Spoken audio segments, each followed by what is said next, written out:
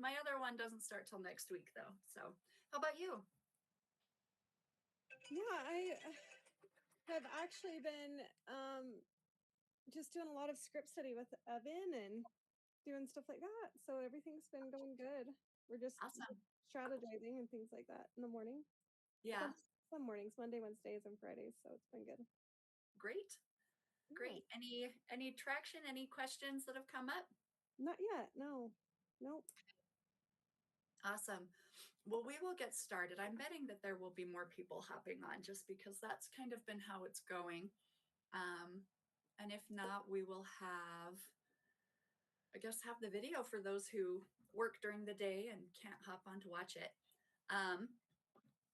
Okay, so last class we talked about other uses for the CMA and how you can use the market analysis and the CMA to come up with a pricing strategy.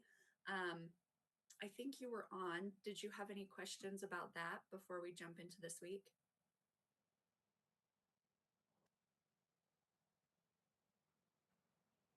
Okay. So that one just Yes, revisit. Oh, I was on the CMA training. Yes. yeah. Did you have any questions come up? No. Okay.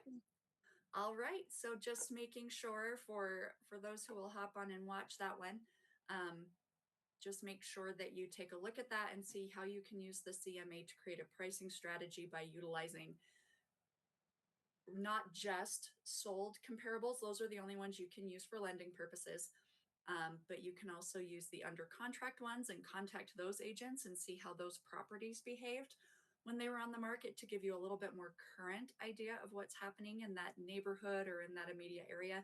And you can also run a CMA with active properties that are similar, just so you know what the competition is doing and how those properties are reacting.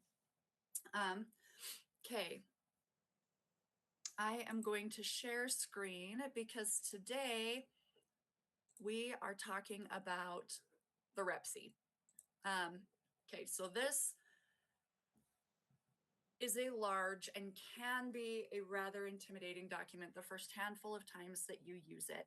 And it should be like, not to say it should stress you out, but you really need to make sure that you do it properly because everything that you put in here, your client is bound by.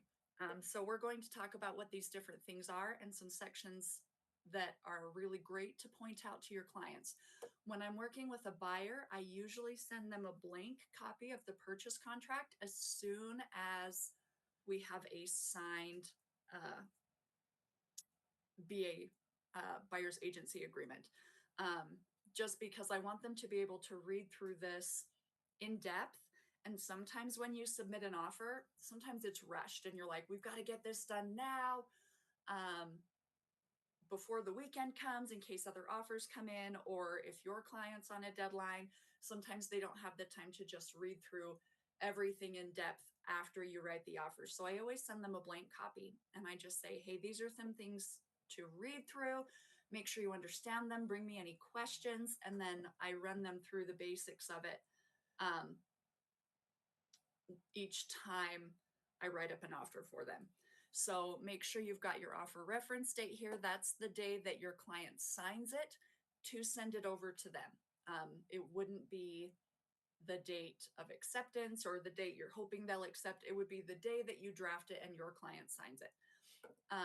You put the buyer's names right here, the seller's name right here. Remember in the listing, if you scroll down to the bottom, there is a spot on each listing in utahrealestate.com where it says owner.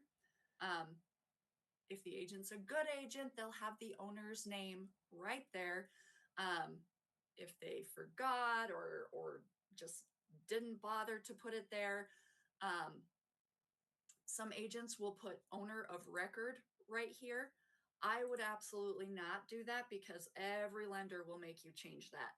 I would go up and click on the history button up near the top left of the listing. Click the, or not the history button, click the tax ID number, and that will take you to the county records, which will show you the legal name of the owner, whether it's a person or a company or a trust, and then put that here unless there's specific notes in the agent remarks about who to put on the REPC.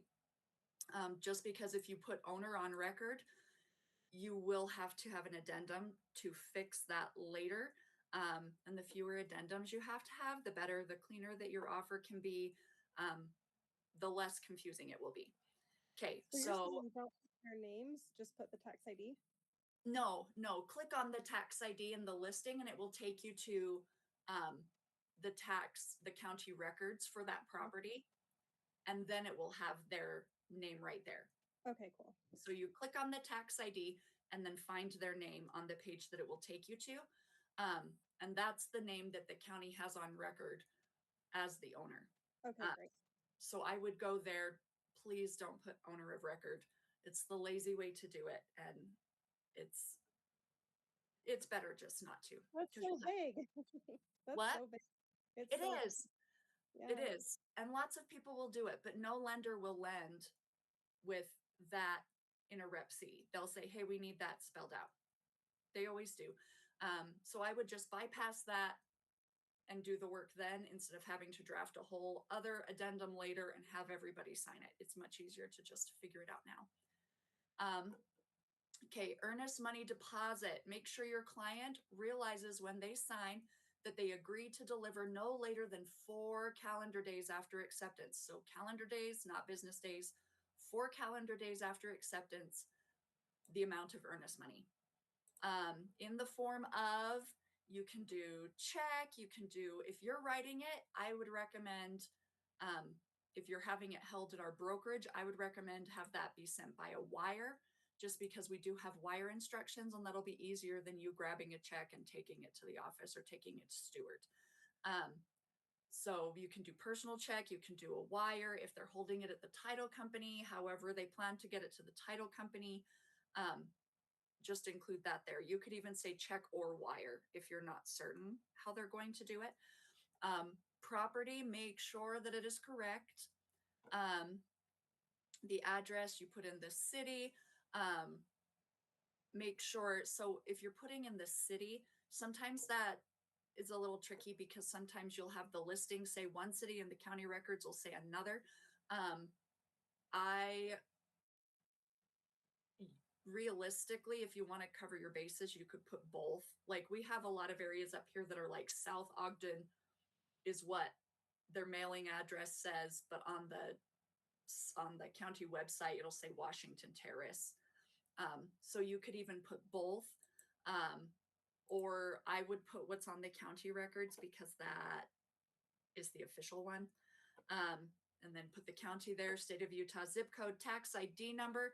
This one is another great one that you can copy paste right from the listing, because if they put it in incorrectly in the listing, they can be fined by the state. That's one of the warnings when you're filling out filling in a listing online, is it'll give you a warning every time that says, remember, if this is not correct and you fiddle with it, you can be fined. So you can copy and paste that from the listing. Included items. So in each listing, you'll see sometimes there will be inclusions or exclusions. Just remember and remind your client when you are working with buyers, everything that is attached is included unless it's specifically excluded down here in 1.3. So otherwise it's included, but even if it's attached, but someone might not assume it's attached, it's always good to spell it out here, because if it's listed as included in the listing, but you don't put it in the Rep C, you don't get it unless they're nice and leave it for you, because the listing is not what matters. What matters is the Rep C. The listing is just informational, so make sure that everything is included here. One thing to be aware of when you are working with a new build, if you're helping your clients build new, and the builder as a part of your contract has your clients initial the listing, sometimes they'll send that over and have you initial the listing. If they have you initial the listing, then the listing becomes part of the contract. Now that might not seem like it's very important, but one time I had clients who initialed the listing as well, And then we got 10 days from closing and my clients were like, hey, um, the fence isn't done. And I was like, oh yeah, let me call and see when they're planning to put in the fence because the listing said fully fenced. Um, and so I contacted the builder and they said, oh, fence is not included. Like that's something you guys have to do. It's fenced on one side because the other, the neighbors fenced in that one side, but you'll have to do the rest of it. And I was able to pull up their contract, which also had an initialed copy of the listing. And I said, well, it is a part of the contract because you had us initial it. And it does say that there is, it is fully fenced. And so they ended up having to give my clients a fence, which at the time and on that size of a property, because it was quite a large lot, would have been probably 10 grand. So just make sure that you're super aware and that you include everything. Sometimes people will assume that like the storage shelves are going to stay, and maybe they've got like one bolt screwed into the wall, which technically means they should stay. Um, but I would always add them here just to make sure that it's super clear because ambiguity is what you do not want in a contract. Excluded items, if there's something that says it's included on the listing and your client's like, I don't want it, definitely make sure to exclude it specifically. So let's say they had an old washer and dryer and on the listing it says they are included. You'll want to specifically exclude washer and dryer.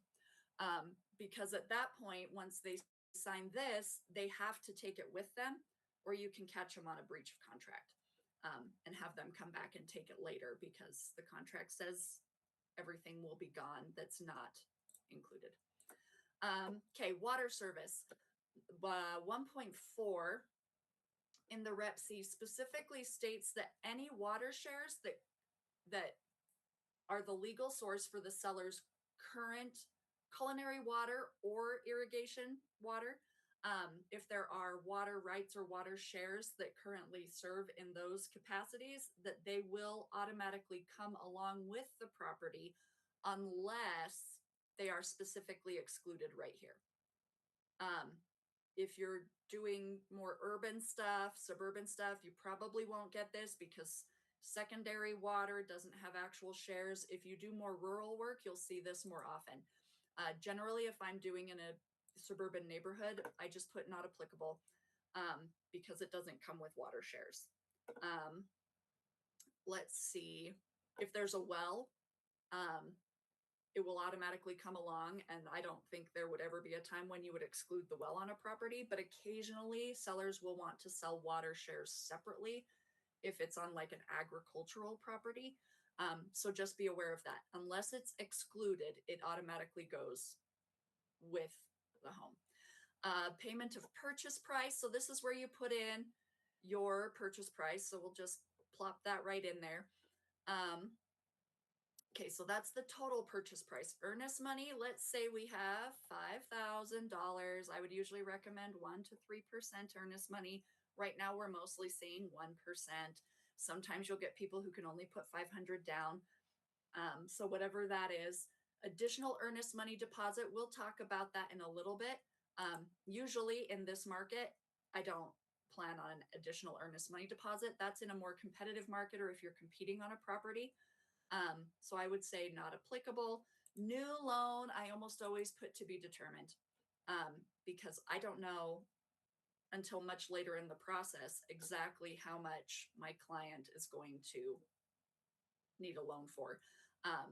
So seller financing, for most people, this is going to be not applicable. If there is a certain portion seller finance, make sure you visit with Stuart because he's one of the state's experts in seller finance. I don't do seller finance.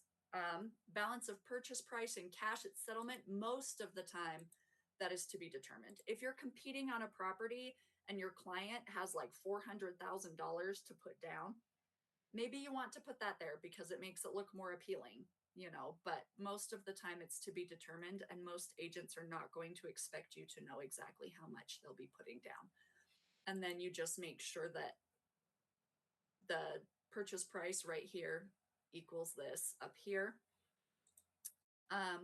Sale of buyer's property. If your client has to sell a property in order to qualify for the new property, then you put is conditioned upon the sale of their current real estate. If your client is selling a property, but they could purchase the new one without selling the old one and they qualify to hold both loans, then you can put is not conditioned. And then I would recommend is not conditioned upon the sale of real estate, because that is really appealing to the sellers, because they don't want your inability to sell your property to affect their ability to sell theirs.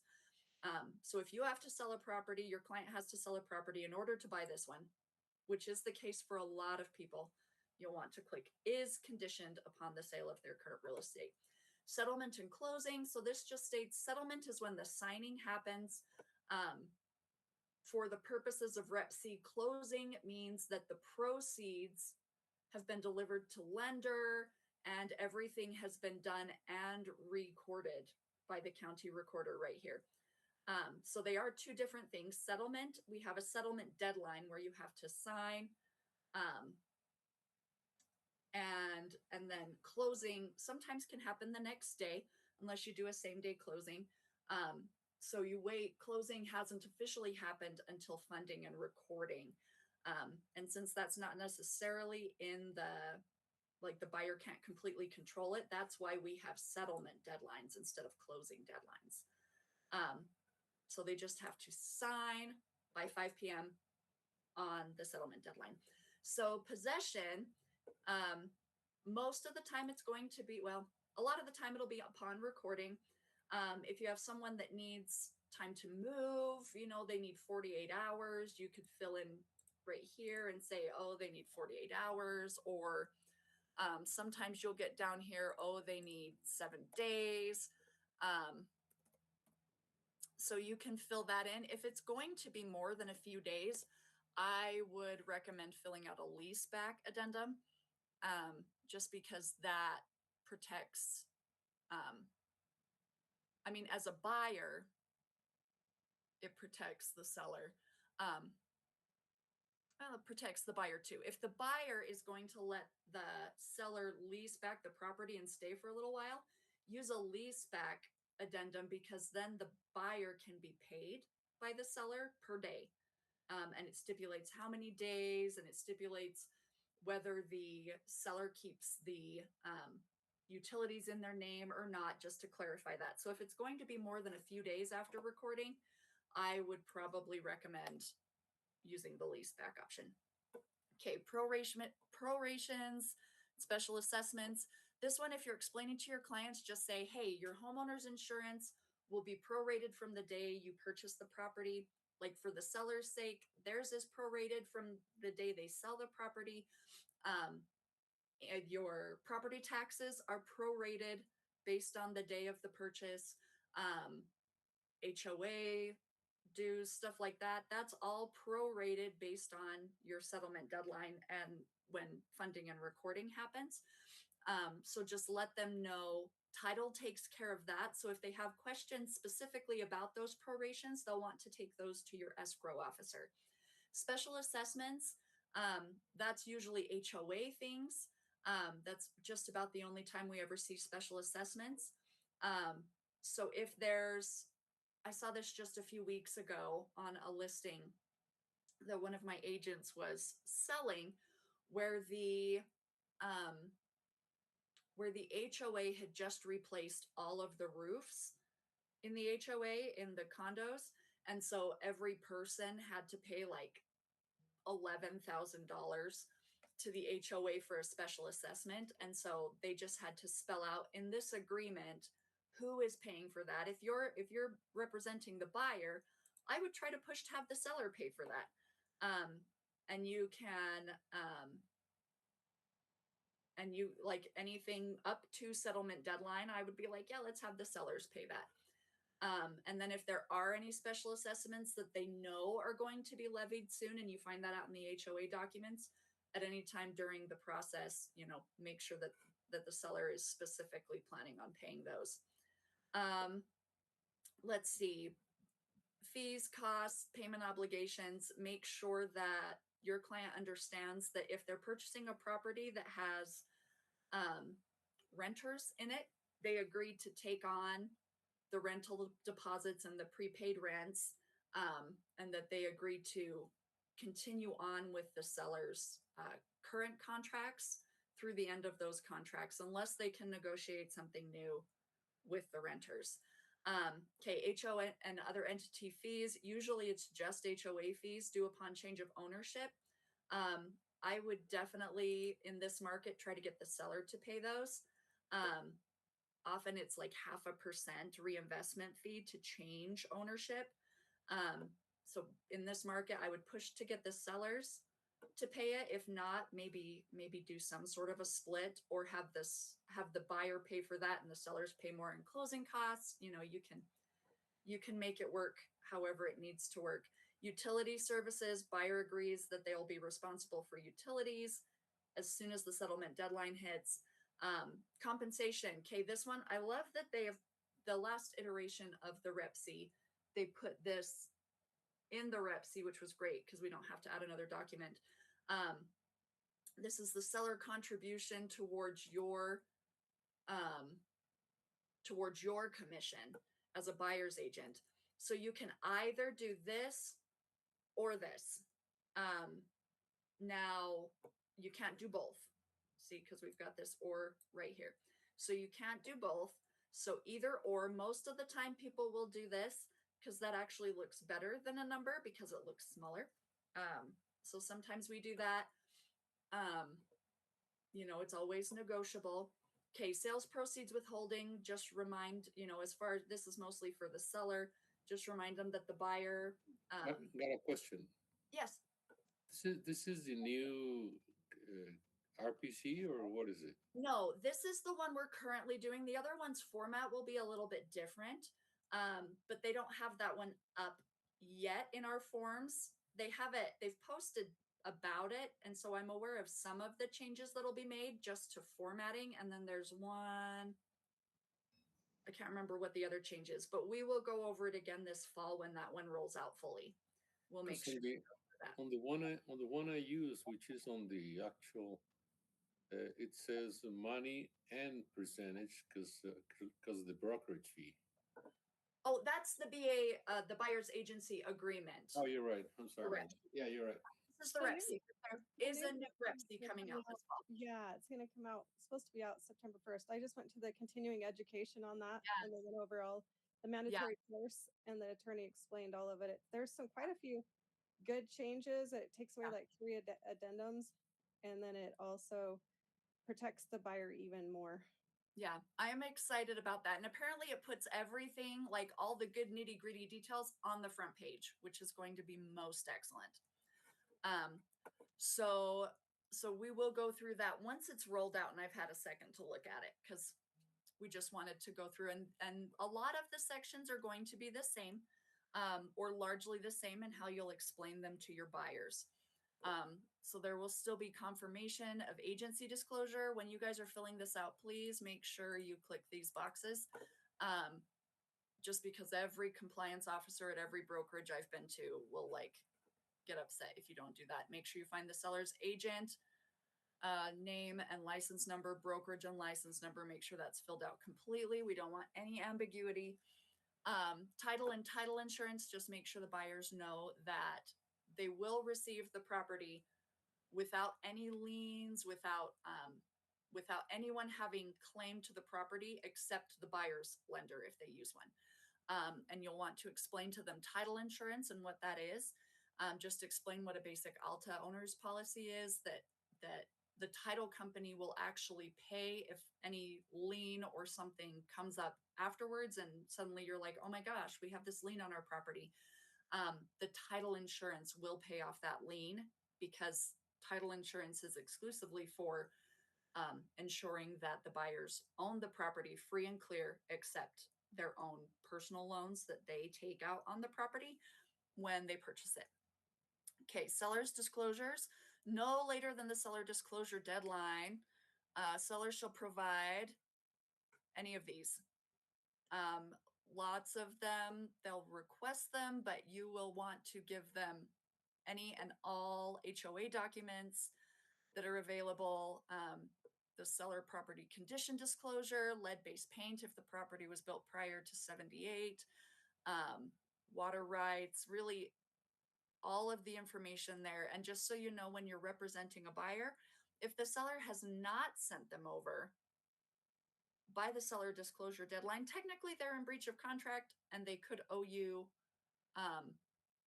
earnest money if you canceled. But if you want the house, don't do that. You'll offend them, and that would like nix the deal right there. But just remind them, hey, this deadline is coming up, and you can expect the agent to have that over to you by then. Buyer's contingent conditions of purchase. The due diligence condition, I would always say, is conditioned upon the buyer's due diligence. I would always do that unless you have a client who has enough money to fix any and all unseen issues on the property. Occasionally, I'll have a client who will say, oh, I can fix whatever comes up. And then I just make them sign the whole, we have them sign it every time for your protection, get a home inspection.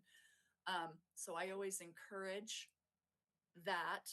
This goes over due diligence items. You can cancel before the due diligence deadline. If you don't cancel, technically the earnest money becomes non-refundable for due diligence on the due diligence deadline, but you can still cancel for financing and appraisal. Appraisal condition, unless it's a cash deal or unless your client has like hundreds of thousands of dollars in cash based on the situation, I would say is conditioned upon the property appraising for not less than the purchase price. Sometimes you might say is not conditioned.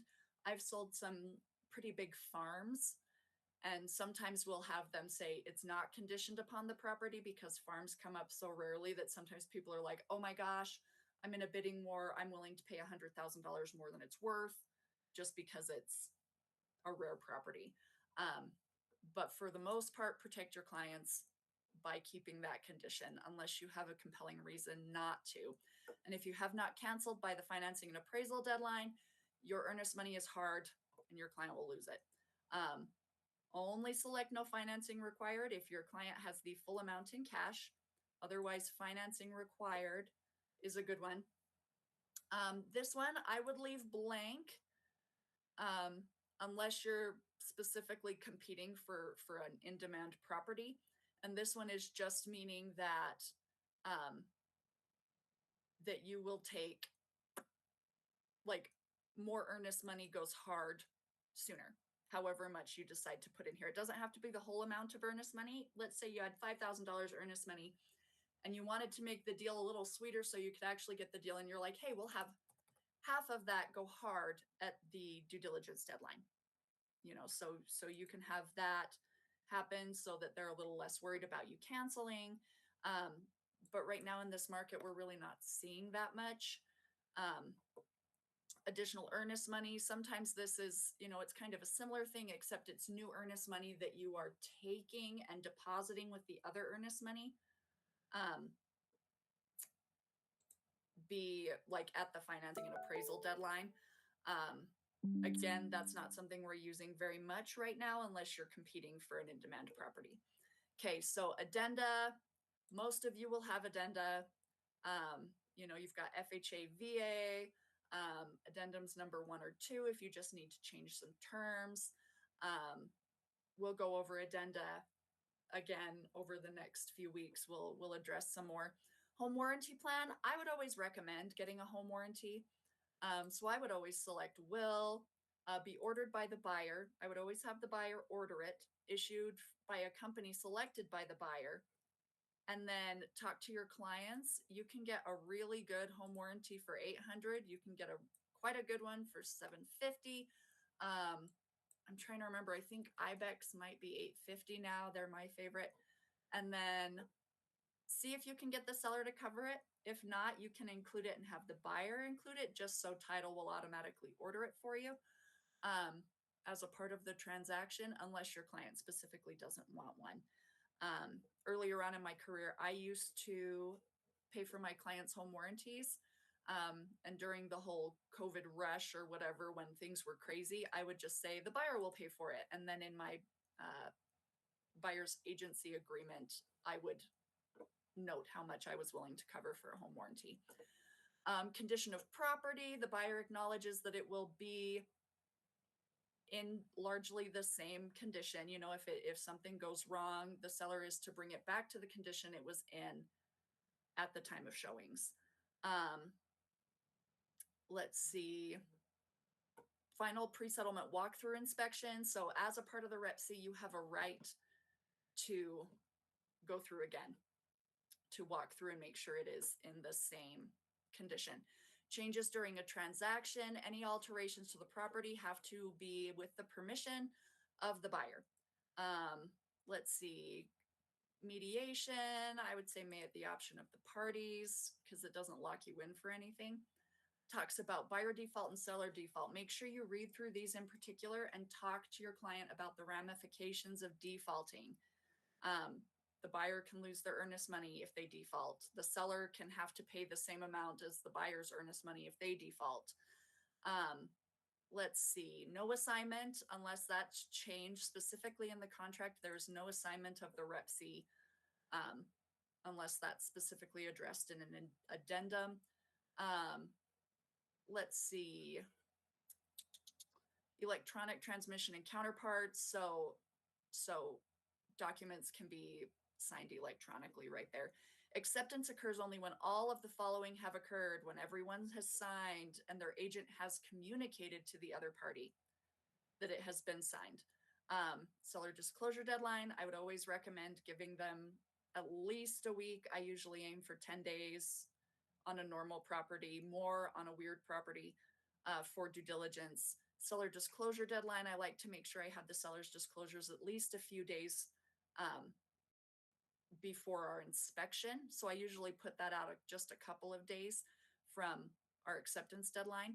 Financing and appraisal deadline, most lenders need at least 3 weeks for this. And settlement deadline, unless your lender has told you otherwise, I would do probably around 30 days, at least, unless your buyer has other needs. Does anyone have any questions on that specifically? So we'll go through the new one once we've got that one, but I wanted to make sure that you guys knew kind of some of the things you'll want to bring up with your buyers, because a lot of the things that we've discussed today, as far as like things to explain to your buyers, those are going to be the same pretty much in the new REPC. We didn't lose much. They added some new stuff, but we really didn't lose anything. Does anyone have any questions on what we covered? No, thank you so much. I appreciate it. Yeah. Excellent. If any questions come up, feel free to shoot me a text and I will see you guys on Thursday. Okay. Hey, thank Thank you. you. Bye, guys.